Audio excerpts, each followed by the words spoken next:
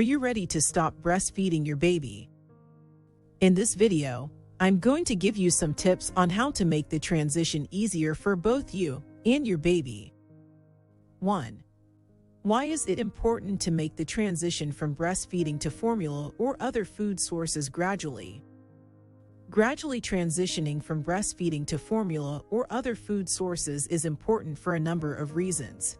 It can help your baby become familiar with the new source of nutrition, reduce digestive upset and discomfort, and prevent nutritional deficiencies that may occur as a result of sudden changes in dietary intake.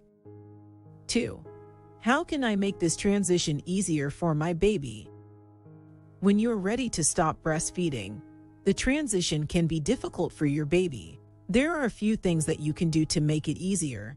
Start by gradually reducing the number of feeds over time. This will give your baby time to adjust and prepare them for the eventual end of breastfeeding. It also ensures they get enough nutrition in the meantime. You may also want to supplement with formula or try other types of food, such as pureed fruits and vegetables if desired. You may also want to experiment with different methods of comfort when your baby is upset or frustrated about not having regular breastfeeds.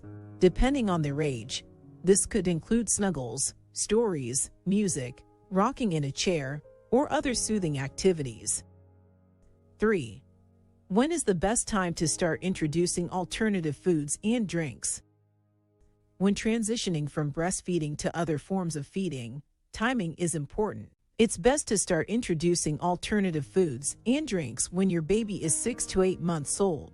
This age range is the most ideal because it coincides with the time that babies are developmentally ready for solids and can sit upright in a high chair with support.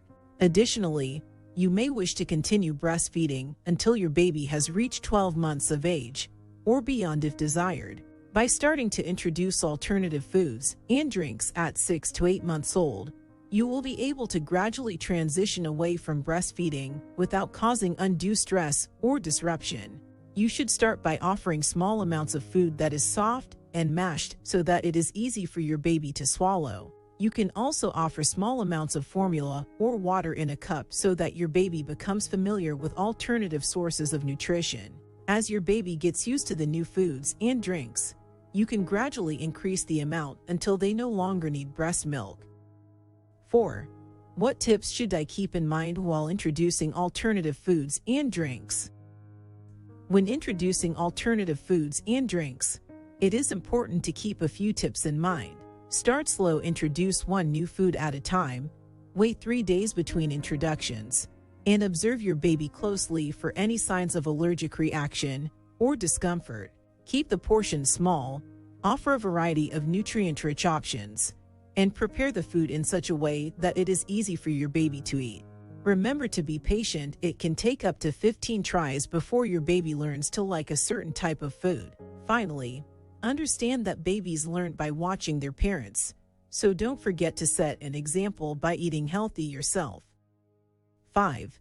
Are there any special techniques that may help my baby adjust to the change?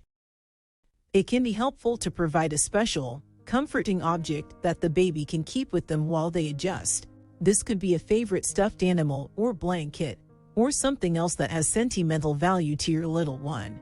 Additionally, you may find it helpful to plan ahead and create some additional distractions for your child, such as extra playtime and snuggles when transitioning away from breastfeeding. You may also want to consider providing your baby with a transitional object such as a pacifier if they are not already taking one. This can help them feel safe and secure during this transition period. 6. How do I know if my baby is ready for a full switch away from breastfeeding?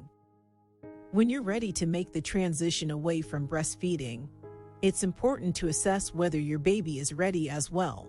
Typically, doctors recommend that infants should be at least 12 months old before they stop breastfeeding altogether.